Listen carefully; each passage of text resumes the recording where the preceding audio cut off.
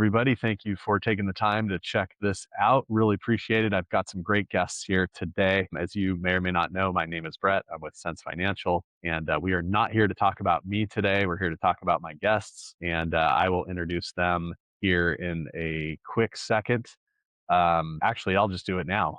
Brandon and Thomas Kennedy have become friends of mine. Started out as clients, but have kind of transitioned to friends. And you'll love this conversation. Without me continuing, why don't you guys one at a time just quickly introduce yourself and tell us, maybe the short version of your background, and just kind of go from there. Sure, yeah, I'll start. So I'm Brandon Kennedy, born and raised in Columbia, South Carolina. That's where we conduct most of our business. My background is home design and I'm a real estate agent. So I've been doing that now, I guess for the last maybe 10 years. And it's something that we've grown to love and built the business with it. Yeah, and his older brother, but younger looking, Thomas Kennedy. Yeah, I'm also here, born and raised here in Columbia, South Carolina. My background is I went to school at Clemson University, got a degree in electrical engineering. Did that for some years, and that engineering mind has been very valuable in what we do as far as dealing with properties and analyzing and things of that nature. And excited about continuing to our what we're doing in real estate and looking forward to what's to come. Yeah, thank you so much, both of you, for being here. And I don't know if you know this or not, Thomas, but Dimitri, the owner of the company I represent, Sense Financial, is also an electrical engineer by trade prior to getting involved in real estate and such. And so he's got that mentality of, I'm not going to move forward with something unless I know for sure it's going to work, which sometimes is good. And sometimes I'm like, man, let's get this going. You need both. That's why we work so well together, me and my brother. I was gonna say, is there you guys complement each other, I guess. Yeah. Okay, very cool. Yeah. Right on, right on. Well, so Brandon, realtor, home designer, Thomas, what does the day-to-day look like for you guys? Because I know you're involved together in business in some way, shape, or form, but you also kind of have your separate stuff going on. So what does that look like? Yeah, so my day to day is totally different every single day. So my hat for the business is I manage the properties more or less. So, making sure materials there, making sure guys are on the job doing what they need to do, making sure, all the things are falling in line based on how we kind of scheduled it. And then in addition to that, I'm still a real estate agent. So I'm primary real estate agent for the company, but I also do help buyers and sellers. So in between doing that, I'm helping buyers and sellers with, closings and listing houses. So it keeps me busy. I'm always in a house, looking at a house or thinking about a house, but it's fun. It's never a dull moment. Okay, so real quick, what came first, the flipping business or the real estate agent business? I guess the flipping business came first. I was Okay. like to think of myself as You, 70% investor, 30% agent. So that's kind of how the hats kind of transfer when I go back and forth. when Got you it. ask me what did he start with first as an agent or Yeah, that's what I was asking. okay, Yeah, yeah, I became an investor first. I think I purchased my first property when I was 21. Right. yeah. And we started off together and I had also did an investment on my own. And then, we took some time off and then we got back into it again in 2019 and, we hadn't stopped since. But as far as day to day for me, a lot of times we're together in what we're doing. If we're looking at property or going to properties or different things like that, but I may be focused on contracts and cash flow and forecasting and making sure payments are going out and making sure we're getting in cash flow from different, agreements and properties we already have set up. So that's kind of my role and what I have my hand in more so. But we both can interchange, if I need to be more involved in what he's doing or he needs to be more involved in what I'm doing, we both can facilitate that. It's great. Love it. Where are you guys finding the deals primarily? I would imagine most of them are off market. Are you coming across them in your, excuse me, Brandon, are you coming across them in your day-to-day kind of real estate agent side of things? And that's where you're finding them? Are you finding them on MLS or direct mail, cold calling? What's kind of been what's worked best for you guys? Whoever wants to take that. Sure. Yeah, great question. So it's all of the above. Okay. So it's I always say we fish in a lot of ponds. So we our ideas kind of come from a little bit everywhere. Some on market, some off market, some from other investors that have things going on where they may not be able to do it, and they'll kind of kick it to us. So it really is a little bit everywhere. And then we've helped so many people. We've had quick story time, but we did one deal where we purchased the husband's house that he had with his wife. They didn't transfer it. He had it before they got married. And what happened was we took such good care of him. We kind of became, good friends. And when the wife's mother house came up and she didn't want to initially list it, she called us first. So she called us and we went out and we explained some options and some things we could do, and then we ended up doing something with her where we were able to renovate the house and then sell it for her, and she was able to get a great amount of money, and it was an awesome, deal for us. So a lot of our deals will come from specific places, but it'll come from relationships as well. Kind of organically. Right, Mhm. 100%. Yeah. Yeah, I love that. It's about taking action, right? You're out there, you're talking to people, you're doing business with people, and then they think of you, right? Right. I mean, that's what happened in that one. She thought of you Most and she's definitely. like, "Hey, I'd rather, have these guys help me out." And then you got creative because most agents are like, "Yeah, if you want to fix it up first, go for it, or I can sell it as is, but I'm not really gonna, and I don't know how you structured the deal on the whole thing, but most agents are not willing to kind of quote unquote partner up with a seller to help them fix up the property and then sell it for the most amount of money possible, right? Like we just want a quick commission check out of us. And there's a time for both, I guess, right? It Sure. just depends Yeah, on and what's best for the client. awesome. Right. Yeah, and that's what we try to lead with and allow that to guide us where it's a win-win and they're happy. Yeah. That's great. Love it. Love it. Cool, man. What is working well as far as like raising capital for these deals? How's that looking? I know you guys have done some different things with that platform. I forget the name of it, but that platform you had me on not too awful long ago. And is that still going on, or where's the capital kind of coming from these days? Well, right now we have raised from family and friends, from what we've done with going through the process of structuring our own solo 401ks and, self-directed IRA. We're very comfortable with talking to other individuals, whether it's, basically anybody that has a retirement account, and we let them know that they're interested in real estate, this is an avenue that they could take part in. And so it could be other investors that have funds that want to partner with us. Some people partner with us just to learn and grow in their own journeys because we're very open and transparent about what we do. Some people more interested in what returns we can offer.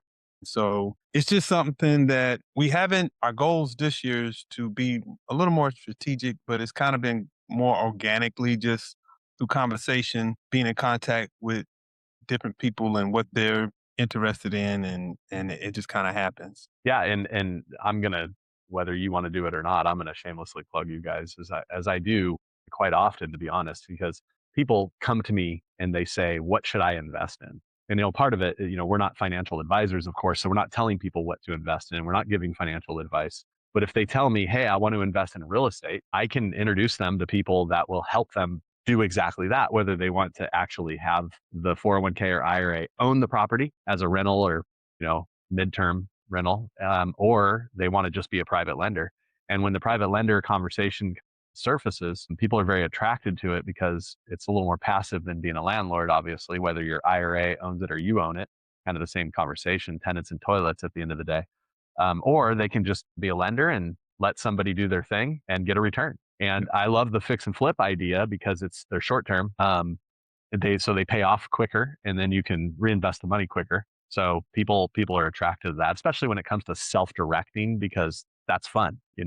Putting it somewhere for 3, 4, 5 years, it can be effective, but it's not quite as fun. Let's be real about it. So Very plus, here's the cool thing: if they're local, I'm sure you guys will do this, or even they could fly to you or whatever. But if they're local, like they could come check out the project, right, and see what's yeah. going on, and and be part of it. Not necessarily like I want to pick out the vinyl flooring, but be part of it in the sense that they can actually see what their money is producing Mhm. and meet you guys in person or whatever. I'm sure there's no set rules on this, but anyway, you come up a lot in my conversations. I want you guys to know that. And if anybody is listening to this and looking for a place to place capital, whether it's with an IRA, 401k, or just personal funds, the Kennedy brothers do a great job. I've seen their befores and afters, and you know, Christian men, high integrity people, I would not hesitate to invest with. So that's my shameless plug for you guys, since you probably weren't going to do that. But We what appreciate it. yeah, of course, of course. Well, okay, so what I got to ask, like, what's the biggest, like, in not the real estate agent business, not the electrical engineer stuff, not Clemson, but what, like, the flipping stuff, because that's what people are going to be most interested in, I think. What is like the biggest aha that you guys had going through the process? Like, which project or what was it that kind of gave you the most feedback? Which usually means you lose some money. But anyway, I want to hear what you guys have to say. And you can each have a different answer. That's totally cool. I got you. We're probably thinking about the same one. Well, maybe. So our first jump into real estate was a Well, project. together. Yeah, Yeah. Okay. together was a project that was probably entirely too big for us to take on as beginner investors, but nevertheless, we jumped in head first. It was a ranch style home that was, I think, almost 3,000 square feet. It had a pool, it had a sunroom, it had Jacuzzi.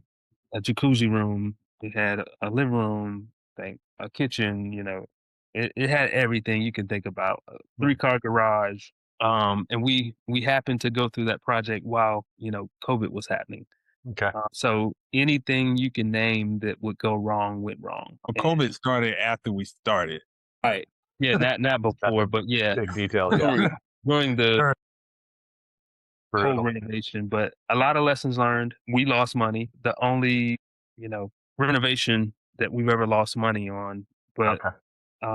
it was, we like to call it our education to real estate. There you go. Yeah. Paid Yeah. tuition and we learned a lot. Lots of feedback, man. It was good stuff, looking back on it, going through it, it was a challenge. It was hard, a lot of dark days, but hindsight, I probably wouldn't change it because it kind of made us who we are. Yeah, we got our hands dirty in that one. There were times we was there from till the sun come up trying to finish something done. We had to fire contractor, So when it sold, we said, well, we can lick our wounds and take this cash and pay down, what we used to get it, or we can double down and keep going. And so we decided to keep going. We pushed all the chips in and kept going. And I'm glad we did. I bet you are. Yeah. That's awesome. What a great story. I think seems like every investor has some kind of story like that, right? And it's never fun to lose money, but man, you learn some lessons doing it. And now when people come to you and say, hey, will you help me with this? You can probably share some things with them, what not to do. Not that you could predict COVID happening, but there's other stuff I'm sure that happened during this process that you could Yeah. avoid that could potentially show its ugly face in any deal, right? And COVID just exacerbated everything, I'm sure. But yeah, well, cool. I appreciate you sharing that, and being somewhat vulnerable about that too. That's it's not always easy to talk about where we went wrong, but it's what makes us. So it's all good. And speaking of which, if someone's listening to this and they're like, hey, I want to jump into being a flipper. I've never flipped a property before, but I have an idea what the concept is. What would you like, maybe a few things to get started? Obviously they could read some books, read some blog posts, watch some YouTube videos, but aside from just kind of self-education, what would you suggest they do? One of the first things is I always recommend is, surrounding yourself around people that have done it that you can fall back on. Finding if you have the opportunity, finding a great, agent that can assist you in your journey. And sometimes those are few and far between, but they're out there and fail fast. That's, that's one thing that, I always, I guess it's not something that you like, but the faster you fail, the quicker you learn and the quicker you can grow and maneuver to know what not to do. But when you surround yourself around people that know more than you, hopefully, if you fail, it's not a huge failure. It's something that is small, but you still learn as you go. So those are always nuggets that we like to share with me personally with newer investors just kind of getting in and want to get started because analysis paralysis sets in a lot and you want to feel like you need to learn everything. And I can guarantee you in this business, you will never learn everything. Oh, We still don't know everything. I sure. still learn something new every single day with the house or with the renovation or with the process. So just always having a heart willing to learn and willing to grow, and being okay being uncomfortable because going through this process shows you a lot about who you are as a person. Being an entrepreneur, I believe, makes you a better person Mhm. because it shows you parts of yourself that you probably would never shine a light on or look at. But going through the process of building a business makes you do that. Yeah. Yeah, and I'll just add just a little bit to what my brother said. And the biggest thing out of everything he said is this whole mindset and having a not having a scarcity mindset of thinking that there are no deals out there. I love the analogy. I'm sure some of y'all have heard it before. You buy a car and then you start driving that car, and then all of a sudden you see your car everywhere. So the thing of it is there's enough for everybody. There's enough houses, deals, and in whatever market you're in, I'm sure there are investors in there that are making money in that market. And so the thing is like my brother said, you just have to grow and be able to get to the point where you can spot the deals too. Because there are times we look back now, there was stuff we looked at were deals and we didn't know it. Oh, that's interesting. Yeah. Well, you'll never lose money on the deal you don't do, right? So there's That's it. probably some safety in that. Yeah. But also, yeah, that's great hindsight though, because now you're like, man, if I see that same deal, not the same house per se, but same numbers or whatever, now you know, like, hey, I should jump on that. So yeah, that's interesting. I never really thought about that. Kind of, you look at something, you pass it up, and then maybe you follow it, and somebody buys it, and then they fix it up and they sell it. I'm assuming something like that happened for you to say we should have done that deal. Is that kind of what you mean, Thomas, or do you mean something else by that? Well, it's just I have a different set of skills and knowledge today than I had back then. Okay, So what I was looking at, I didn't have the knowledge to understand if you do this, this, and this can work. gotcha. But today I do.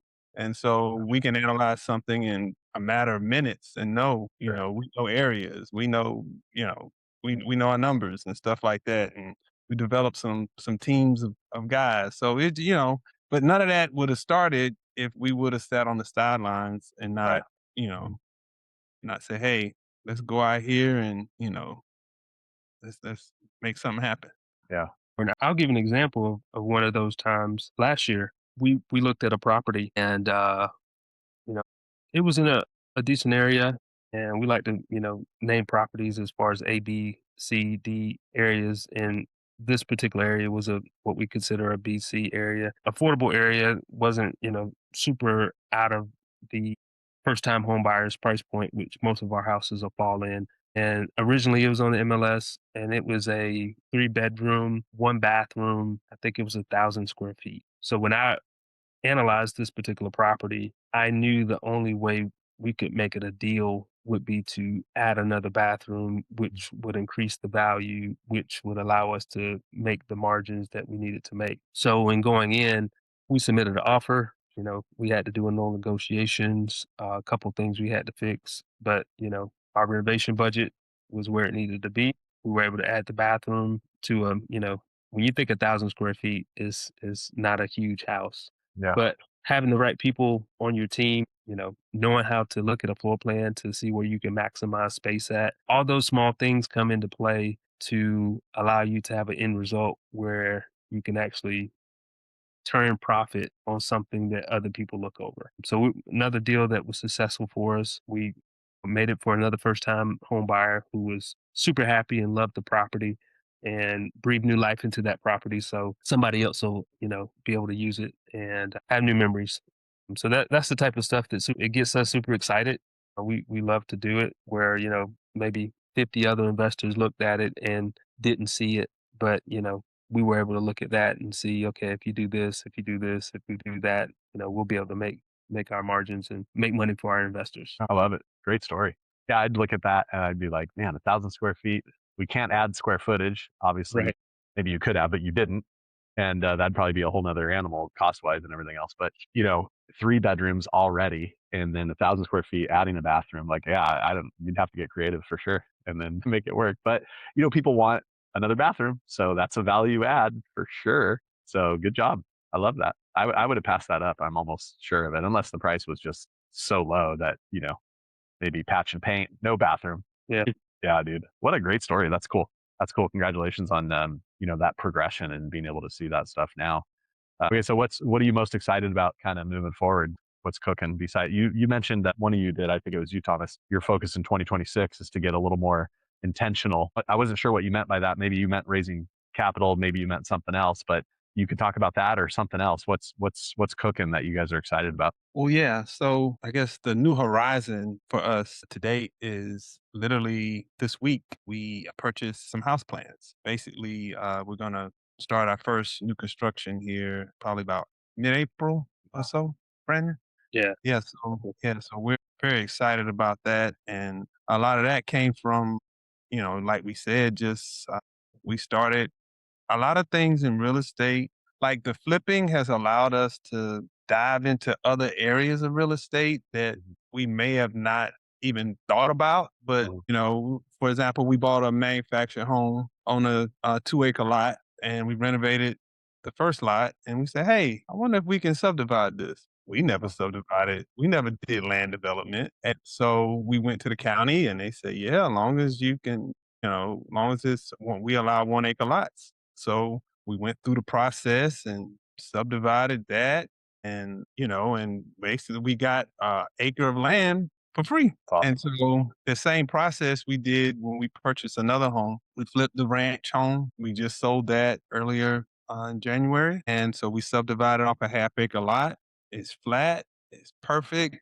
We got all the different testings and soil tests and perk tests and everything for that we would need. And so we're just going through the process now to get pricing on the home. We got preliminary pricing, but we getting actual pricing. So submitted stuff to Lowe's and Home Depot and just going through all of that. And it's like I said, it's a new horizon for us. All the skills that we've done through flipping, which I like to compare flipping to going through a safari with your machete, dealing with because you don't know what to expect. And so we're doing new construction. Well, it's a clear path. So everything's laid out. You know what you're working with. You know what's going on. So we feel like we have the skill set to be able to execute on this, even though we haven't done it before. So we're excited Yeah. about that. So that's one thing for this year that we're looking forward to doing. Okay. Wow, very cool. Love it. That's awesome. Would you call that a spec house? I'll let the agent chime Uh, in. it'll feel custom, but Okay. the price point will have it at it won't be like a custom house. Okay, very cool. Yeah, so So that floor plan in this market for us will be, you know, probably one of the that only floor plan that's being built. it'll be unique Right. somewhat. 100%. Yeah. Okay. Good. Well, all the best on that. That's an exciting journey. What else? Anything else to add, Brandon? No, that's my I guess that's the most exciting thing going on right now. It's kinda like our baby. We're Oh, that's very cool. we're loving going through the process. I don't see yeah, I mean different markets obviously. You're talking about acres and all this stuff and I'm like, man, that'd be like millions of dollars where I live. But yeah, it just the cost per foot to build is just outrageous, at least in Southern California. And I just don't see the numbers usually making sense for a ground up type thing and then selling just what it costs. It's just cheaper to buy new construction or resale, to be honest with you. It really is at the end of the day. Obviously the builders, they have better pricing than some solo person with a contractor building a single house, right? So they can do it for cheaper. But yeah, that's amazing. That's amazing. Obviously, you guys have run the numbers. I already know because Thomas is an engineer, so you know what you're getting yourself into here. That's great. I got one more question related to kind of the dynamic between the two of you, and then I'll let you guys say the last word. How do you guys are obviously your partners in some way, shape, or form. Who's the tiebreaker? Like if one of you wants to do a deal and the other one doesn't, like how do you guys figure that out? I mean, obviously you have to look at the math because it always comes down to the math, of course. But has there been times where you're like, the math kind of maths, but there's something else that makes me or one of you not want to do it, but the other one wants to do it? Like, you guys have a system for who decides at the end of the day and breaks the tie? actually, I guess it's not a tie if there's one yes, one no, but somebody's got to figure out which way to go in that scenario, right? How does that work for you guys? Well, if you listen to our wives, they say that we're literally going at each other's throats, and for us, it's just we're having a healthy discussion. I love it. Okay. But we've grown in that. Our thing is if you feel strongly about something, or if it's something that you have a sense about, speak up. Don't feel threatened. Don't feel like you can't say whatever you need to say. It's a safe space between us two because we know at the end of the day we got each other's back and we got each other's best interests at heart. A lot of times we say, oh, if one doesn't agree and the other wants to do it, we got to have total agreement or we can't do it, Okay. regardless of, it could be something. I put it like this. If it's something that wasn't meant for us, I want everything that's meant for us. But if it's somebody try to give me something that's not meant for us, I don't want it. Yeah. So if he don't have a piece about it, I don't care how good it is. It's not meant for us, Okay. and I'm Cool. okay with that. I love it. Yeah, that's great. It's yeah, kind of how we should be in our marriages too, right? When it comes to like decision making process, like I don't know, whatever. That's a whole nother conversation, but That's a loaded conversation, Brett. I know that is a loaded conversation. Anyway, this is recorded, so we'll keep it happy here. So what yeah, I'll leave you guys with the last word. We'll wrap it up after that. Brandon, what you got? Well, first off, just want to say I appreciate it, and grateful for the friendship and how it's grown over the years. We definitely don't take that for granted. And thank you for this platform. And we love what we do. We're passionate about what we do. We have integrity in what we do. And if somebody will lose, it'll be us before any of our lenders. And we tell that same thing to all the people that want to partner with us. And we get joy out of partnering with people, and it really is fun to bring people along the journey as we go through all our different, renovations and growth moments. So if it's something that you're interested in, we would love to have you on the journey and answer any questions. We're looking forward to it. You can go, Thomas, in a second, but what's the best way to get a hold of either one of you? What do you recommend? Someone wants Sure. to get a hold Yeah. of you. So you can reach us best at our website. It is KII Property Partners.com, and that has all of our information on it. It has a link that you can go to and follow us. So we give you updates on projects if you just want to follow to see what we're doing. So it has some cool resources in there as well. Okay, cool. We have 45 seconds left. Thomas, what you got? Yeah, I was just gonna say, we love Christ, we love family, and we love real estate, and we would rather partner. And I always like to think of partnering as I want half of a watermelon, not a whole grape. There you So go. if we can partner with someone and do something, we love to do that. Love it. Love it. All right. Love it. Praise God. Thank you guys. Really appreciate it. And we'll be talking soon, I'm sure.